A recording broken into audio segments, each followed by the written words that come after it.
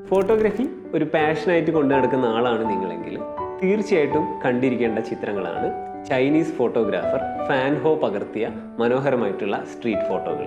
50കളിലും 60കളിലും അദ്ദേഹം പകർത്തിയ ചിത്രങ്ങൾ ഓരോന്നും നല്ല പാഠപുസ്തകങ്ങൾ തന്നെയാണ്.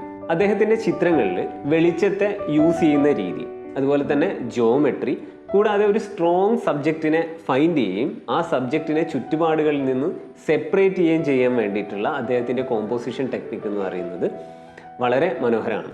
ഈ ഒരു ചിത്രം നമുക്ക് പരിശോധിക്കാം. ഈ ചിത്രത്തിൽ വൈഡ് ഫ്രെയിമിലും നമുക്ക് ആ ലേഡീനെ വളരെ കൃത്യമായിട്ട് സെപ്പറേറ്റ് ചെയ്ത് കാണാൻ പറ്റും. അദ്ദേഹം അവിടെ ഒരു ട്രയാങ്കിൾ ലൈറ്റ് ഷേപ്പിൻ്റെ ഉള്ളിലാണ് നമ്മളെ ആ ഒരു സബ്ജക്റ്റിനെ കോമ്പോസ് ചെയ്തിരിക്കുന്നത്.